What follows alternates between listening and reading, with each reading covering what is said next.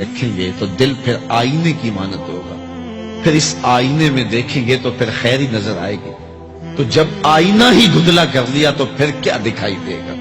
اس لیے اپنے دل کو ستھرا کریں، اپنے دل کو پاک کریں، پھر اپنے دل کے آئینے میں تمہیں ہر کوئی اچھا ہی دکھائی دے گا نا۔ کس کو پتھر مارے ناصر کون پرایا ہے، دل کے شیش محل میں ایک ایک چہرہ اپنا لگتا ہے۔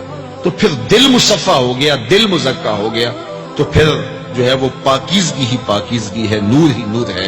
خشیت الہی جب بندہ مومن کے اندر اتر آتی ہے تو پھر اس کا اندر سنورنے لگ جاتا ہے۔ جہاں کوئی کیمرہ نہیں ہوتا، جہاں کوئی ایجنسی نہیں ہوتی، جہاں کوئی دیکھنے والا نہیں ہوتا، وہاں یہ خوف داری ہوتا ہے کہ میرا رب مجھے دیکھ رہا ہے، اور یہ تصور انسان کی زندگی کے اندر خیر لاتا ہے۔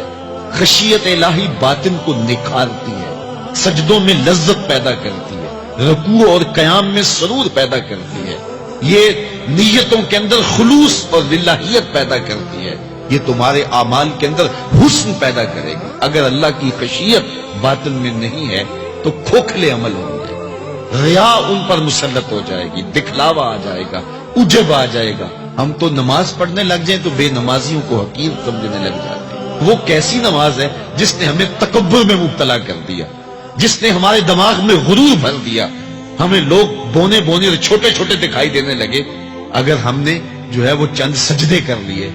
لیکن وہ لوگ جو خشیت الہی کے نور میں پرورش پاتے رہے، وہ ساری زندگیاں عبادت میں گزارنے کے بعد پھر بھی روتے تھے، پتہ نہیں ہماری باتیں بھی قبول ہوئی ہے کہ نہیں۔ حضرت سری سختی رضی اللہ تعالی عنہ دن میں کئی بار آئینہ دیکھتے تھے اور اپنے چہرے پہ ہاتھ پھیر کے دیکھتے تھے، کہیں میرے گناہوں کے سبب سے میرا چہرہ سیاہ تو نہیں ہو گیا۔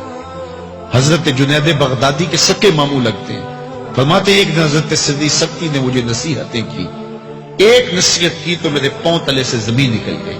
کہنے لگے بیٹا جب میں مر جاؤں تو مجھے بغداد سے باہر دفن کرنا۔ تو میں نے کہا کہ حضرت لوگ تو بغداد میں دفن ہونے کو ترستے ہیں، تو آپ کہتے ہیں مجھے بغداد سے باہر دفن کرنا؟ تو حضرت سری سختی رضی اللہ تعالیٰ عنہ فرمانے لگے کہ اے جنید میں ڈرتا ہوں میری بدعمالیوں کی وجہ سے بغداد کی مٹی مجھے قبول کرنے سے انکار نہ کرے۔ یہ وہ لوگ تھے تتجافا جنوبہم عن المضاجع، جن کی کروٹیں خوف و طمع میں بستروں سے الگ رہتی تھی اور اللہ کو پکارا کرتے تھے، راتوں کی تنہائیوں میں اٹھ اٹھ کے راتوں کو آباد رکھا کرتے تھے۔ حضرت شیخ سعدی نے لکھا ہے کہ مطاف میں ایک شخص کنکروں پہ پیشانی رکھ کے رو رہا ہے اور کیا کہتا ہے، اللہ مجھے معاف کر دے نہیں تو قیامت کے دن نابینا اٹھانا، تیرا کیا تیرے بندوں کا سامنا نہیں کر پاؤں گا۔ اتنے درد سے روتا ہے کہ سینے میں دل ڈولتے ہیں۔ ایک شخص تو اپنا طواف چھوڑ کے اس کے پاس کھڑا ہو گیا، اس کی پشت پہ ہاتھ پھیرنے لگا، حوصلہ رکھ اللہ بڑا کریم ہے، حوصلہ رکھ اللہ بڑا رحیم ہے، اور اس کو تسلی دینے لگا۔ اور وہ اتنے درد سے روتا ہے، اس کی چیخیں سنی نہیں جاتی، مطاف کے کنکروں پہ اس کے آنسو گرتے ہیں، اور کہتا ہے اے اللہ مجھے معاف کر دے نہیں تو نابینا اٹھانا، تیرا سامنا تو بڑی دور کی بات تیرے بندوں کا سامنا نہیں کر پاؤں گا۔ تو شخص نے طواف چھوڑ دیا، اس کو تسلی دینے لگا۔ تھوڑی دیر کے بعد وہ شخص جانے لگا، چہرے پہ اس نے پردہ اڑا ہوا تھا۔ تو اس شخص کو تجسس تھا کہ میں دیکھوں یہ کون ہے جو اتنے درد سے روتا ہے اور اس کو سمجھاؤں کہ اللہ بڑا کریم ہے۔ تو وہ اس کے پیچھے چل پڑا، تو جب اس شخص نے نقاب سے پردہ اٹھایا تو اس شخص کی چیخیں نکل گئی، فائزہ ہوا الشیخ عبد القادر جیلانی۔ تو یہ زاروں کے تار رونے والا شیخ عبد القادر جیلانی تھا۔ آج پیر کہتا ہے کہ میں تمہیں بخشوا دوں گا، ضمانت فراہم کر رہا ہے۔